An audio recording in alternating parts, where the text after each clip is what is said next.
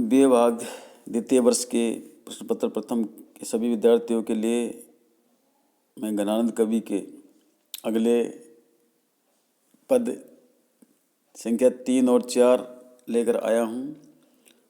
पहले वीडियो में हमने 1 और 2 की चर्चा कर चुके हैं, उसकी सप्रसंग व्याख्या कर चुके हैं। यहाँ पर हम गणानंद की जो हमारे पाठ्यक्रम में शामिल पद संख्या 3 और 4 की सप्रसंग व्याख्या करेंगे, जो इस प्रकार है विद्यार्थियों। तीसरा पद है जो इस प्रकार है, ध्यान से सुने।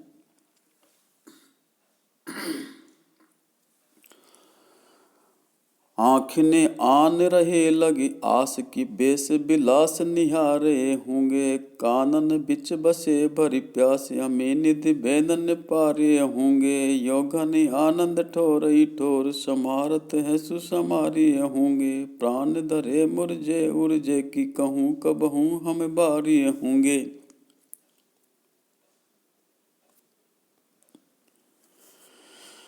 तो विद्यार्थियों, यह पद्यांश अवतरण कवि गणानंद द्वारा रचित उनके कविता सवैयों से उद्धृत है। इसमें नायिका द्वारा प्रियतम को लक्ष्य कर अपनी भावनाओं एवं लालसाओं का प्रकाशन किया गया है।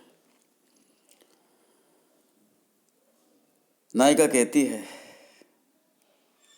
कि आंखों में यही आशा उम्मीद की किरण लगी रहती है कि प्रियतम ने वेशभूषा का सौंदर्य अवश्य देखा होगा।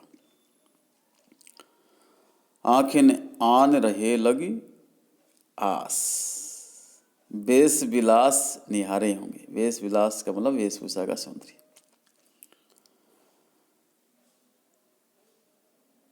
कानन बीच बसे भरी प्यास अमीनी दिव्यनन पारे होंगे।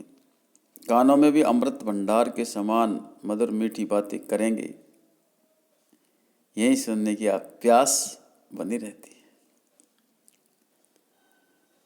कवि गणानंद कहते हैं आगे, इस प्रकार जगह जगह या अनेक स्थानों पर निरंतर सहारा देने वाले प्रियतम अब भी सहारा देते रहेंगे। यो घना आनंद ठोरई ठोर समाहरत है सुसमाहरिये होंगे। समाहर यानी संभालना। इस प्रकार जगह जगह अनेक स्थानों पर निरंतर सहारा देने वाले प्रियतम अब भी सहारा देते रहेंगे। प्राण चाहे रहे मुरझाते रहे उलझते रहे, परंतु वे कभी तो कहीं पर न्योछावर अवश्य होंगे, अर्थात हम पर समर्पित रहेंगे। प्राण धरे मुरझे उर्झे की कहूँ कबहूँ हम बारी होंगे। बारी यानी न्योछावर होंगे। आशय है कि प्रियतम का सामीप्य अवश्य मिलेगा और उनकी अमृतमय मीठी बातों का आस्वाद पाकर मन प्रसन्न होगा। इस प्रकार एक नायिका नायक की आशा लेकर ऐसी भावना व्यक्त करती है। इसमें भावाकुलता एवं सरस प्रेम वेदना का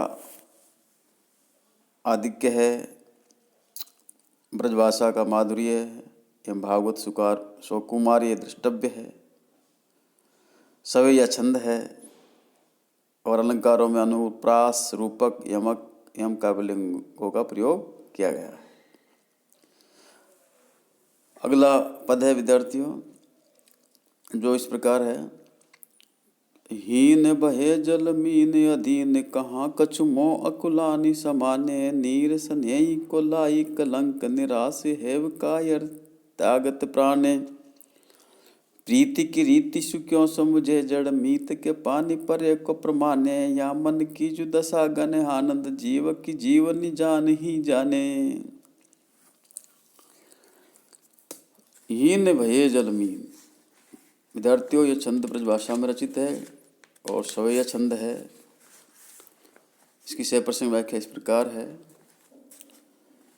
यह प्रस्तुत अवतरण या पद्यांश से आनंद द्वारा रचित सुजान प्रेम वर्णन से संबंधित है। इसमें कवि ने प्रियतमा के विरह में अपने मन की व्याकुलता का अनुभूति में चित्रण किया है। विद्यार्थियों, गणानंद की प्रेमिका का नाम सुजान था और उसी को संबोधित करते हुए ये पद उन्होंने लिखा है, जिसकी सप्रसंग व्याख्या इस प्रकार है कवि घनानंद अपनी व्यवस्था बतलाते हुए कहते हैं कि पानी में रहने पर भी मछली अपना प्रेम निभाने में असफल रहती है। वह तो पानी से अलग होते ही मर जाती है। वे मेरे समान प्रेम में आकुल नहीं होती। हीन भये जलमीन अधीन, कहाँ कछु मोह अकुलानी समान। एक प्रकार से वह अपने प्रेमी जल को कलंकित करती हुई, उसे गंदा करती हुई निराश होकर मर जाती है। अतः वह तो एकदम कायर है। इस कारण थोड़ी सी भी विरह व्यथा मिलने पर कायरता से अपने प्राण त्याग देती है। नीर स्नेह को लाई कलंक, निराश है कायर त्यागत प्राणे। अप्रीति की रीत सुक्यों समुझे जड़, मीत के पान पर एको प्रमाणे। जड़ यानी मूर्ख, प्रमाण यानी प्रमाण। इस तरह मछली में विरह वेदना सहन करने की जरा भी क्षमता नहीं है। वैसे भी मछली बुद्धिहीन और नासमझ है, इसलिए वह प्रेम निर्वाह की परंपरा को क्या समझ सकती है। वह तो जरा सी वियोग व्यथा मिलने पर अपने प्रेमी पानी को छोड़कर उसका पूरा साथ न देकर मर जाती है। वह अपने प्रिय पानी में रहने को ही प्रेम का प्रमाण मानती है, परंतु सुजान प्रियतमा के विरह में मेरे मन की जो व्याकुल दशा हो रही है उसे कोई नहीं जान सकता। या मन की जो दशा घन आनंद, जीव की जीवनी जान ही जाने। सुजान का प्रियतमा के प्रिय में मेरे मन को जो व्याकुल दशा हो रही है उसे कोई नहीं जान सकता। उसे तो प्राणों की जलाने वाली अर्थात प्राणों की प्राण वही प्रियतमा सुजान जानती है। जीव की जीवनी, प्राणों को जलाने वाली, जान यानी सुजान ही जाने, सुजान ही समझ सकती है, जानती है। अर्थात सुजान के कारण ही जो विरह व्यथा भोगनी पड़ रही है वह अप्रतिम है और इस व्यथा को केवल सुजान ही समझ सकती है। प्रस्तुत पद्यांश में कवि ने अपनी प्रियतमा सुजान के विरह का श्लिष्ट वर्णन किया है। श्री कृष्ण को ही सुजान मानने पर इसमें कवि की प्रेमाभक्ति व्यक्त हुई है। पद लालित्य है एवं सेवैया की गीता प्रशस्य है। ब्रजभाषा का सुंदर प्रयोग हुआ है। श्लेष, अनुप्रास, यमक और काव्यलिंग अलंकारों का प्रयोग हुआ है। तो विद्यार्थियों, ये थी घनानंद के पद संख्या 3 और 4 की सप्रसंग व्याख्या। आगे के पदों की व्याख्या हम अगले वीडियो में करेंगे। इसमें इतना ही। धन्यवाद।